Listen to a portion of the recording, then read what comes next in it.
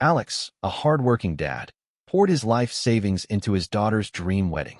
But when she chose her mom's lover to walk her down the aisle, he didn't just sit back. This isn't revenge, it's justice. Buckle up for a wild ride that'll leave you speechless. Alex Carter, 48, hauled himself out of bed at 5 a.m. in his San Diego home, the same routine he'd followed for 2 decades.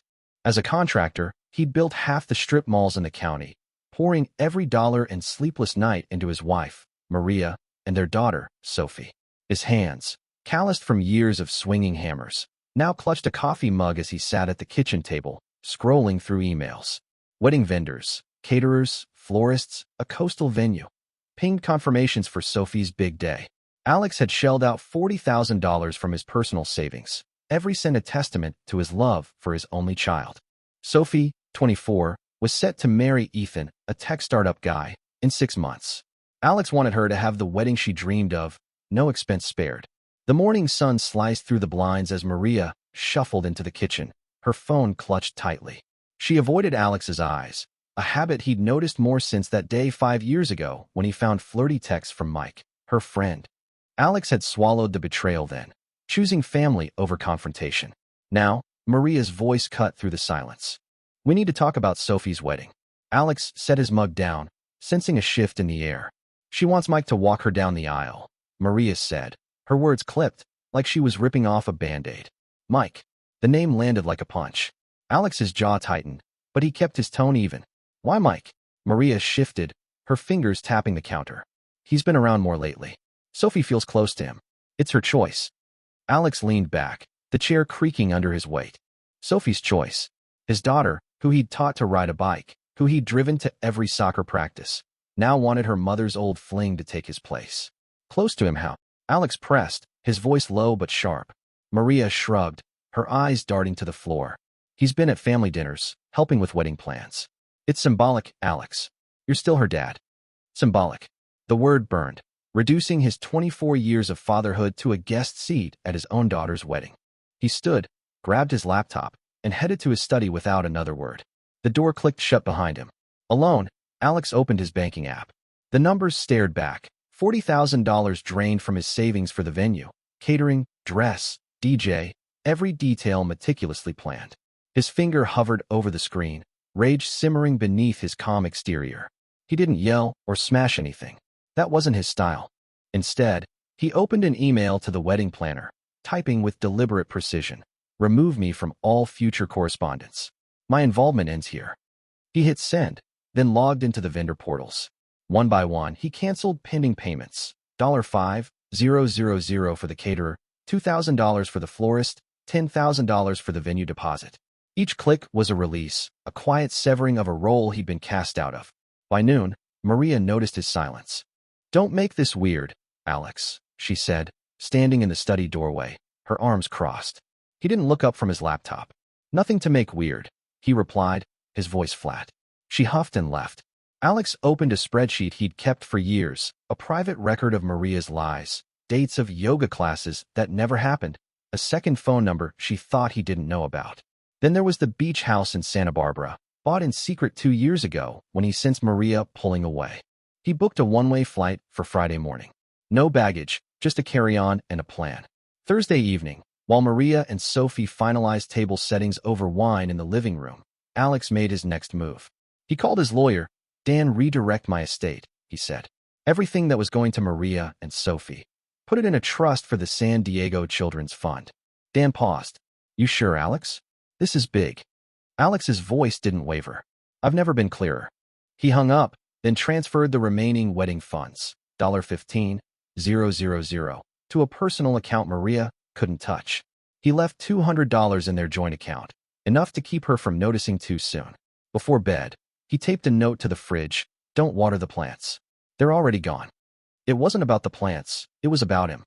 At 4:30 a.m. Friday, Alex slid into a taxi, the San Diego skyline fading as he headed to the airport. His phone stayed silent, no goodbyes, not even to the dog. By the time Maria and Sophie woke, he was boarding a flight to Santa Barbara. The wedding rehearsal was set for that evening, but Alex wouldn't be there. He'd already pulled the plug on their perfect day, and they'd soon find out what it cost to push him aside.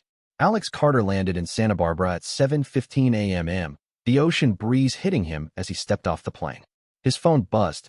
3 missed calls from Maria, 2 from Sophie, but he powered it off and tossed it into his carry-on. The taxi wound through coastal roads to his secret beach house, a modest bungalow he'd bought when Maria's lies started piling up. He unlocked the door, dropped his bag, and sat on the porch, the waves crashing a steady rhythm. No calls, no emails, just silence. He wasn't running. He was done carrying a family that had sidelined him. Back in San Diego, Maria and Sophie pulled up to the wedding venue at 4 p.m. for the rehearsal. The coastal estate, usually buzzing with staff, was eerily quiet. A padlock secured the gate. Tom, the manager, emerged with a clipboard and a box of unused wine glasses. Payment was canceled last night, he said, his tone clipped. No funds, no access. Maria's face froze. There's a mistake. Alex paid for this. Tom shook his head. He pulled every cent. You'll need to settle the balance. Sophie's voice cracked. Dad did this. Why? Maria dialed Alex's number, but it went straight to voicemail. She tried again, her hands shaking, then snapped at Tom. Open the gate. We'll fix this. He didn't budge. No payment, no entry. Sophie stormed off, texting Ethan, her fiancé, to meet her at a nearby cafe. Over coffee, she vented, blaming Alex for sabotaging her day. Ethan frowned, scrolling through his phone. Your dad paid for everything, sophomore. Why'd you pick Mike to walk you down the aisle? Sophie bristled. Mike's been there for me. Dad's always working. Ethan's jaw tightened, but he stayed quiet. Meanwhile, Maria called the caterer, then the florist, then the DJ. Each confirmed the same. Payments reversed, services canceled. She slammed her phone down, muttering, He's trying to ruin us. In Santa Barbara, Alex sipped a beer, his laptop opened to a banking app. The $15,000 he'd moved from the wedding account sat safely in his personal one. He logged into an old email account, one Maria didn't know about, and found a folder labeled insurance. Inside were screenshots from 2 years ago, Maria's emails to Mike, arranging a shady real estate deal that funneled a prime property to him at a discount. Alex had kept them, not out of spite, but instinct. Now, he forwarded them to Maria's boss at the real estate firm, attaching a brief note. You should see this. No trouble intended. He hit send, then closed the laptop. By evening, San Diego's gossip mill churned. A friend of Sophie's, Jenna, posted on Instagram about the locked venue, tagging hashtag San Diego wedding fail. Comments poured in. Who cancels a wedding like that? Heard the dad got replaced by some guy. Maria, desperate, called her brother-in-law, Dan, begging him to reach Alex. He's destroying Sophie's life, she said. Dan, loyal to Alex, texted him instead. Maria's freaking out. You good? Alex replied with one word. Yes. Dan didn't push further.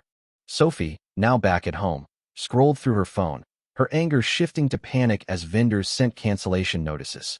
She called Alex, leaving a voicemail, her voice trembling. Dad, what's going on? Call me back. No response. She turned to Maria. Why would he do this? Maria hesitated, then muttered, He's just being dramatic. But doubt crept into her eyes. She remembered the texts Alex had seen years ago, the ones she thought he'd forgotten.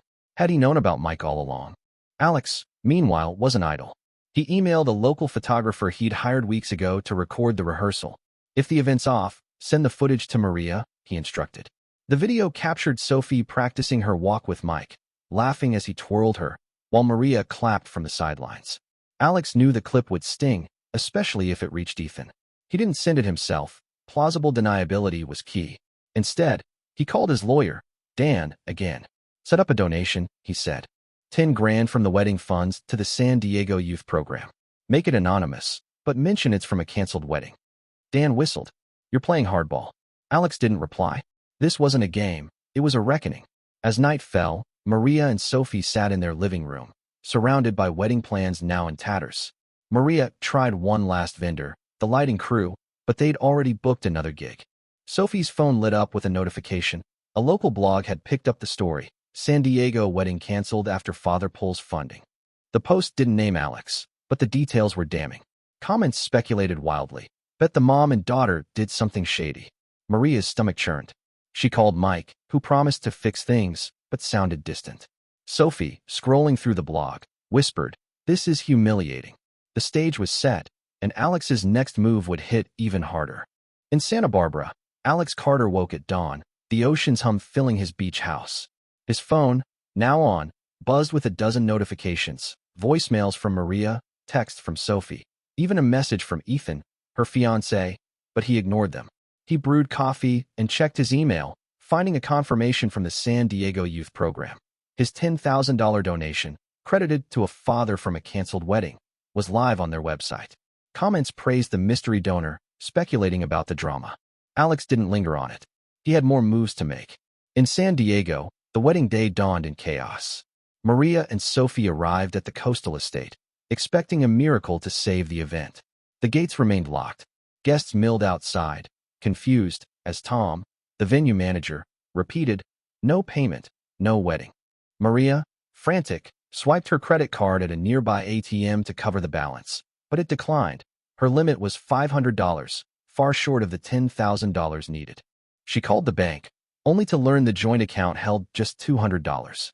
Her voice shook as she dialed Alex again. Voicemail. Sophie, pacing nearby, snapped, "This is Dad's fault. He's punishing us." But her eyes betrayed doubt, replaying her choice to let Mike walk her down the aisle. The photographer's email hit Maria's inbox at noon. Attached was the rehearsal video. Sophie, beaming, arm in arm with Mike, practicing her entrance while Maria cheered. The clip ended with Mike joking, "I'm the dad today." Maria's stomach dropped. She deleted it, but not before Sophie saw. "Who sent this?" Sophie demanded. Maria didn't answer, her mind racing to Alex. She called Mike, who brushed her off. "I'm not getting involved," he said, his voice cold. Sophie texted Ethan the video, hoping to explain, but he didn't reply. Instead, he forwarded it to a group chat, and by 2 p.m., it was on Instagram, tagged #SanDiegoWeddingFail. Comments exploded. "She ditched her dad for that guy." Mom's clapping like it's no big deal. Alex, in Santa Barbara, opened his laptop to another task. He drafted an anonymous email to a local news blog, the San Diego Pulse, attaching receipts of his $40,000 in wedding payments. His note was brief. A father funded his daughter's wedding, only to be replaced. He chose to walk away. He hit send, then walked to the pier, the salty air clearing his head. His phone pinged, a text from his brother, Dan. "Maria's losing it. Tried to call the venue, but they're done with her. You sure about this?" Alex typed back, "Let it play out." He wasn't orchestrating chaos. He was exposing choices. In San Diego, the blog post went live. Father pulls plug on wedding after betrayal. It didn't name Alex, but the receipts painted a clear picture. Social media lit up, locals piecing together the story. A friend of Sophie's, Jenna, tweeted, "My cousin's wedding is canceled because she swapped her dad for her mom's shady friend. #justice served." The tweet hit 500 retweets by evening. Maria, scrolling in a panic, saw her name trending. She called her boss, Greg, at the real estate firm, hoping to dodge the fallout from Alex's tip about her sketchy deal with Mike. Greg's voice was icy. "We're reviewing your files. Stay home tomorrow." Maria hung up, her career teetering. Sophie, desperate to salvage her image, posted on Instagram, "I made a mistake not honoring my dad. I'm sorry." The apology flopped. Comments tore into her. "You only care now because it's public." Ethan, silent all day, texted her, "I need space. You crossed a line." Sophie stared at her phone, tears falling, as Maria tried to rally.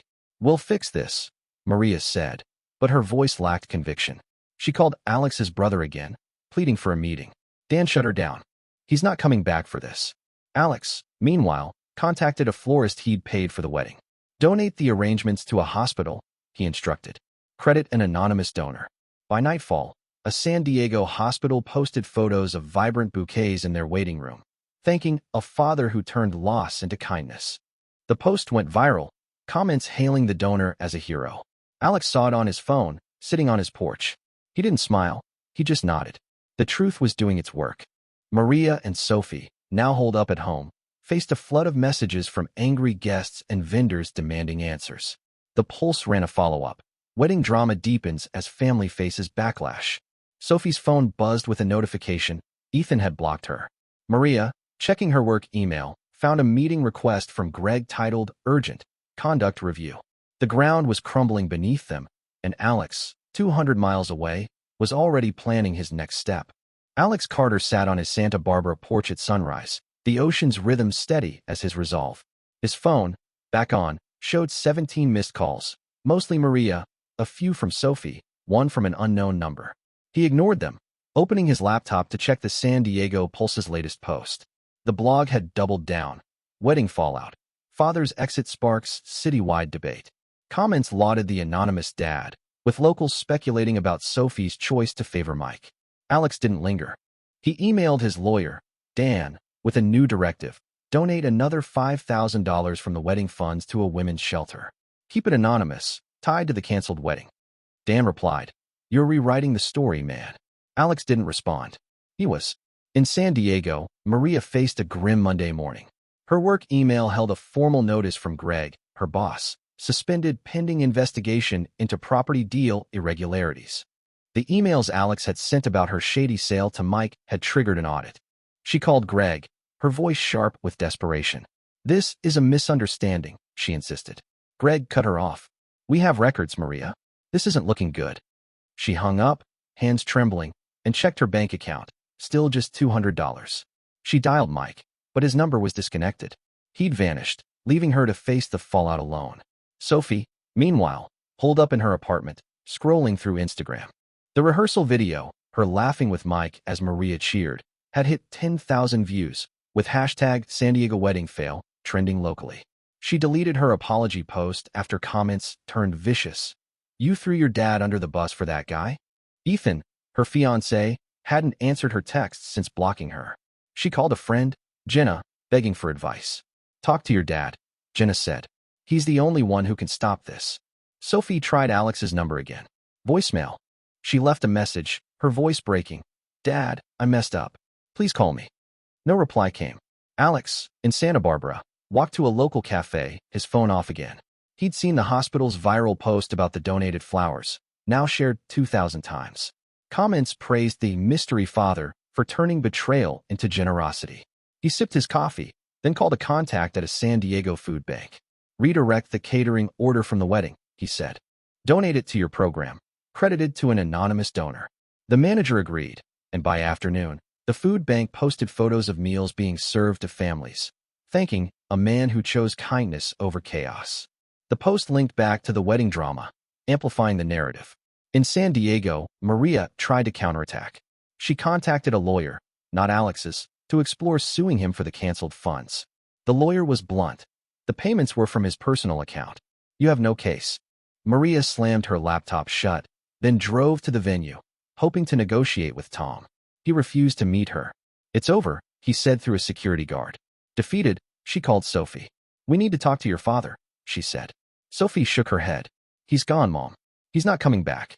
Maria's silence confirmed the truth. She'd underestimated Alex. The San Diego Pulse ran a new story. Anonymous father donates wedding feast to hungry. The article tied the food bank donation to the flower gift, painting a hero who'd walked away from betrayal with dignity. Social media erupted, with locals posting, "This guy's a legend."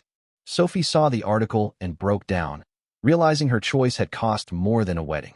She wrote a letter to Alex's old address, unaware he was in Santa Barbara.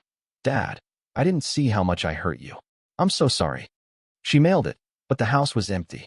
Alex, back at his beach house, got a text from his brother, Dan. "Sophie's falling apart.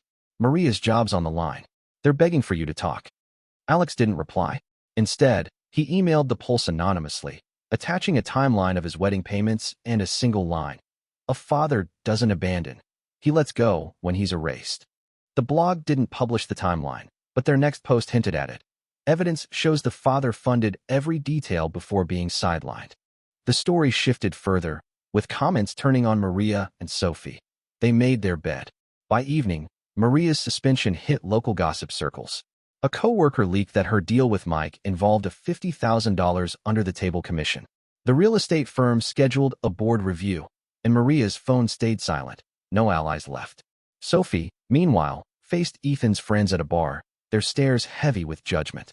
She left early, her phone buzzing with a notification. The women's shelter had posted about Alex's $5,000 donation, thanking a father who rose above. The comments stung. His daughter and wife should be ashamed. Sophie turned off her phone, the weight of her decision crushing her. Alex walked the Santa Barbara shore as the sun set, his steps deliberate. He wasn't gloating, he was free. Maria and Sophie were unraveling, not by his hand, but by the truth he'd let loose. One final move waited, and it would seal their reckoning. Alex Carter stood on the Santa Barbara pier at dusk, the Pacific stretching endlessly before him. His phone, briefly on, showed a new email from the San Diego Pulse. "We're running a final piece on the wedding story. Want to comment?" Alex typed a single line. Actions speak louder than words. He sent it, then powered off the device. The chaos in San Diego, now a week old, had become a local legend, but Alex was done orchestrating. He'd set the truth free, the rest was up to fate. In San Diego, Maria faced a grim reality. The real estate firm fired her after the audit confirmed her shady deal with Mike, costing the company $50,000 in fines. She sat in her car outside the office, scrolling through job listings, her savings nearly gone. A call to her sister went unanswered. Word of her actions had spread, alienating even family. She tried one last time to reach Alex, texting from a friend's phone. "We can fix this. Please."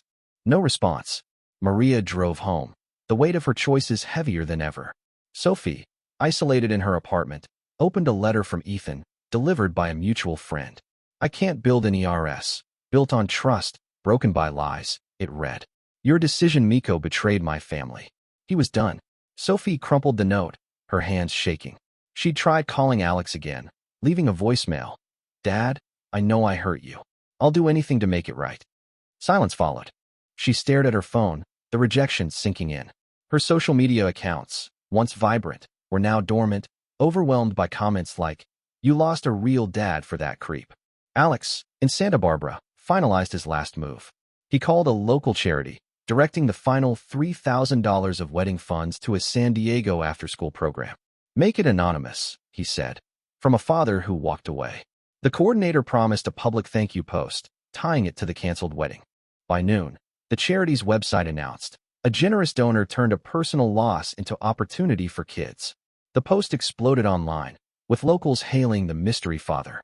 "This guy's a hero," one comment read. "The family's paying for their mistakes." The Pulse's final article hit. San Diego's wedding saga ends with father's dignity intact. It detailed Alex's quiet generosity, flowers to hospitals, food to the hungry, funds to kids, contrasting Maria and Sophie's public downfall.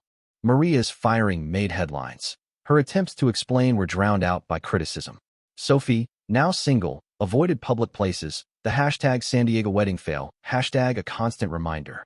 A co-worker of Maria's leaked the rehearsal video to a gossip site, showing Mike's smug grin as Sophie walked with him. The clip hit 50,000 views, with comments like, "They disrespected him in the worst way." Maria's lawyer called her with bad news. No grounds for a lawsuit against Alex. Every payment was his to cancel. She hung up, staring at her empty bank account. Sophie, desperate, showed up at Alex's old address, unaware he'd left. The mailbox held her undelivered letter, pleading for forgiveness. She knocked, but no one answered. A neighbor texted her, "He's gone, Sophie. Let it go."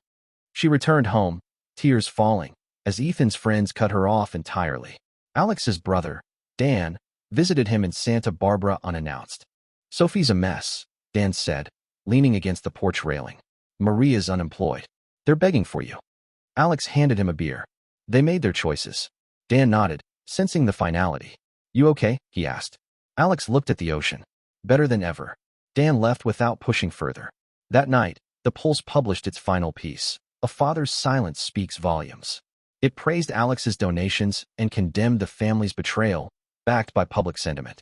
A viral tweet from a local read, "He gave them everything, and they chose a sleaze. He won." Maria and Sophie, now pariahs, faced closed doors everywhere. Mike, rumored to have fled to Vegas, left them to clean up the mess. Alex walked the beach as stars emerged, his phone off. The shelter's post about his $5,000 donation had gone viral, with comments like, "This man's a saint." He didn't read them. The ocean's waves washed away the last of his burdens.